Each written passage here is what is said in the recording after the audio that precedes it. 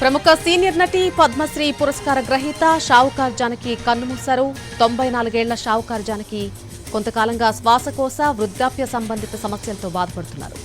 వారం రోజుల క్రితం చెన్నైలోని కావేరీ హాస్పిటల్లో చికిత్స పొందుతున్నారు ఆమె. బుధవారం రాత్రి ఆమె ఆరోగ్యం మరింత క్షీణించడంతో ఐసీయూలో వెంటిలేటర్పై ఉంచి చికిత్స అందించారు. అయితే పరిస్థితి విషమించి ఇవాళ్ల మధ్యాహ్నం 1:59 ఆమె చివరి శ్వాస విడిచారు. డిసెంబర్ 12, 1931న ఏపీలోని రాజమహేంద్రవరంలో జన్మించారు షావుకార్ జానకి. 1950లో వచ్చిన షావుకార్ సినిమాతో తెరంగేట్రం చేశారు. మొదటి సినిమాతోనే తిరుగులేని నటిగా క్రేజ్ సొంతం చేసుకున్నారు. దీంతో ఆ సినిమా పేరునే తన ఇంటి పేరుగా పెట్టుకున్నారు.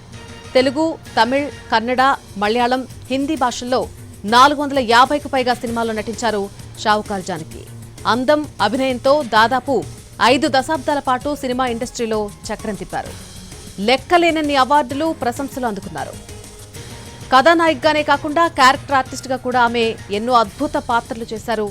ముఖ్యంగా సంసారం ఒక చదరంగం సినిమాలో ఆమె పోషించిన చిలకమ్మ పాత్ర ఎప్పటికీ మరువలేనిది. ఆమె చివరిగా 2023లో వచ్చినటువంటి అన్ని మంచి శిఖరంలే సినిమాలో కనిపించారు. భారతీయ సినిమాకు ఆమె చేసిన సేవలను గుర్తిస్తూ కేంద్ర ప్రభుత్వం 2022లో పద్మశ్రీ అవార్డుతో సత్కరించింది. అలాగే తమిళనాడు ప్రభుత్వం నుంచి కళైమామణి పురస్కారం కూడా ఆమె అందుకున్నారు.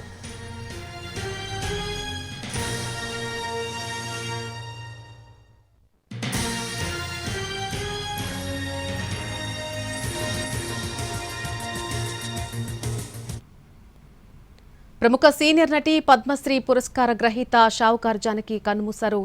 94 ఏళ్ల షావుకార్ జానకి కొంతకాలంగా శ్వాసకోశ అలాగే వృద్ధాప్య సంబంధిత సమస్యలతో బాధపడుతున్నట్టుగా తెలుస్తోంది.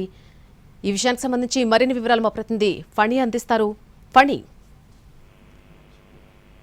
నళిని, గత కొంతకాలంగా తీవ్రమైనటువంటి శ్వాసకోశ సమస్యలతో బాధపడడం జరుగుతూ ఉంది. అయితే ఆ కారణంగానే చెన్నైలోని కావేరీ హాస్పిటల్లో జాయిన్ అవ్వడం జరిగింది. అలాగే డాక్టర్స్ కూడా తగిన విధంగా ఆవిడకి ట్రీట్మెంట్ అందిస్తా ఉన్నారు. ఆవిడ కండిషన్ కూడా బాగానే ఉంది అని చెప్పి కూడా నిన్న ఉదయం వరకు చెప్పడం జరిగింది. అయితే నిన్న మధ్యాహ్నం నుంచి పరిస్థితి విషమించడంతో ఆవిడ వెంటిలేటర్ మీద పెట్టడం జరిగింది.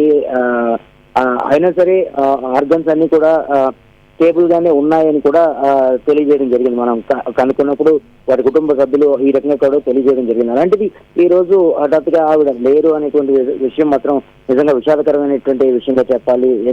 ఎన్నో అద్భుతమైనటువంటి సినిమాలు చేసినటువంటి జానకి తన మొట్టమొదటి చిత్రం లోనే సుబ్బులు పాత్రతో, సావుకారు అనేటువంటి సినిమాలో సుబ్బులు అనేటువంటి పాత్రతో ఆవిడ బాగా ఫేమస్ అవడమే కాకుండా ఆ సినిమా పేరే ఇంటి పేరుగా మారేంత ఇది రావడం జరిగింది. అయితే చాలా అద్భుతమైనటువంటి నటి అని చెప్పాలి. ఎన్నో అద్భుతమైన సినిమాల్లో ఆవిడ చేయడం జరిగింది.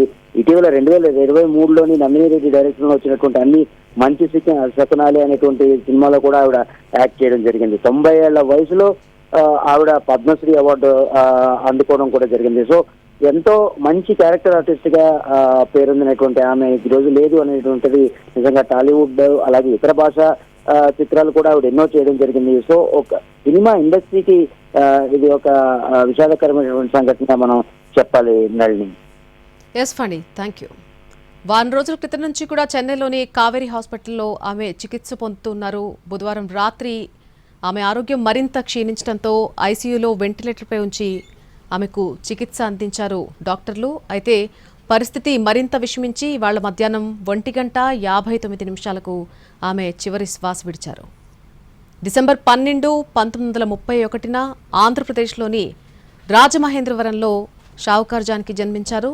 అలాగే 1950లో వచ్చినటువంటి షావుకార్ సినిమాతో తెరంగేట్రం చేశారు జానకి. మొదటి సినిమాతోనే తిరుగులేని నటిగా క్రేజ్ సొంతం చేసుకున్నారు. దీంతో ఆ సినిమా పేరునే తన ఇంటి పేరుగా పెట్టుకున్నారు. తెలుగు, తమిళ్, కన్నడ, మలయాళం, హిందీ భాషల్లో 450కు పైగా సినిమాల్లో షావుకార్ జానకి నటించారు. అందం, అభినయంతో దాదాపుగా 5 దశాబ్దాల పాటు సినిమా ఇండస్ట్రీలో చక్రం తిప్పారామె. లెక్కలేనన్ని అవార్డులు, ప్రశంసలు కూడా అందుకున్నారు. అయితే కేవలం కథానాయికగానే కాకుండా క్యారెక్టర్ ఆర్టిస్ట్గా కూడా ఎన్నో అద్భుతమైనటువంటి పాత్రలు ఆమె చేశారు. ముఖ్యంగా సంసారం ఒక చదరంగం అనేటువంటి సినిమా చూస్తే అందులో ఆమె పోషించిన చిలకమ్మ పాత్ర ఇప్పటికీ కూడా మర్చిపోలేనట్టుగా ఉంటుంది. ఆమె చివరిగా 2023లో వచ్చినటువంటి అన్ని మంచి శకునంలే అనేటువంటి ఒక సినిమాలో నటించారు. భారతీయ సినిమాకు ఆమె చేసినటువంటి సేవలను గుర్తిస్తూ కేంద్ర సర్కార్ 2022లో ఆమెకు పద్మశ్రీ అవార్డునిచ్చి సత్కరించింది.